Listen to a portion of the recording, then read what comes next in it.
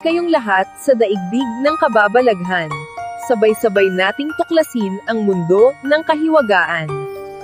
Ang kwento tungkol sa taong ahas sa Robinson's Mall ay isang urban legend na sumikat noong 1990s. Ayon sa kwento, may kambal daw ang negosyanteng si Rebina Gokong Weipei.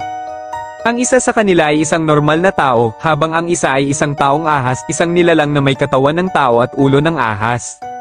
Sinasabi raw na ang taong ahas ay naninirahan sa ilalim ng mall at ginagamit ang mga secret passage para mandukot ng mga babaeng customer, lalo na sa mga fitting room. Ang mga sinasabing biktima ay nawawala o natatagpuan sa kakaibang sitwasyon. Isa sa mga pinakasikat na bahagi ng kwento ay ang pag-uugnay kay Alice Dixon, isang sikat na artista noong panahong iyon. May mga chismis na isa siya sa mga nabiktima pero nakatakas, gayunpaman, itinanggi niya ito sa mga panayam. Ang Robinson's Mall at si Rebina Gokong Wei mismo ay naglabas ng pahayag para itanggi ang chismis, sinasabing ito'y kathang-isip lamang. Hanggang ngayon, nananatili itong bahagi ng urban folklore sa Pilipinas, na nagpapakita ng impluwensya ng kwentong bayan sa kultura ng bansa.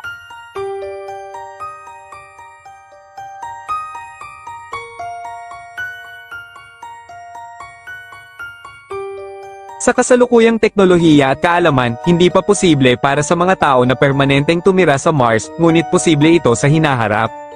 Maraming mga hamon ang kailangang malampasan upang maging posible ang pamumuhay ng tao sa Mars, kabilang ang manipis na atmosfera. Ang Mars ay may napakanipis na atmosfera na halos puro carbon dioxide, kaya't hindi makahinga ang tao doon ng walang mga espesyal na kagamitan.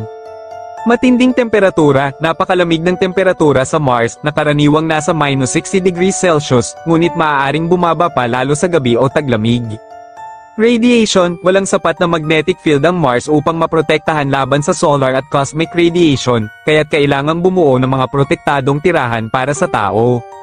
Kakulangan sa tubig, bagamat may yelo sa Mars, kakailanganin ng advanced na teknolohiya upang may proseso at magamit ito bilang inuming tubig o para sa agrikultura.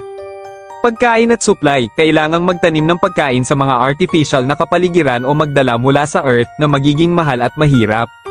Mga hakbang na ginagawa ang mga space agencies tulad ng NASA at SpaceX ay nag-aaral kung paano magtatayo ng mga tirahan sa Mars gamit ang lokal na materyales. Pinag-aaralan din ang posibilidad ng paglikha ng terraforming o pagbabago ng kapaligiran sa Mars upang maging mas angkop para sa tao. Bagamat malayo pa, ang posibilidad na tumira ang tao sa Mars ay hindi imposible. Patuloy ang pagsasaliksik at inobasyon upang maabot ito balang araw. Maraming salamat sa pakikinig mga kaibigan.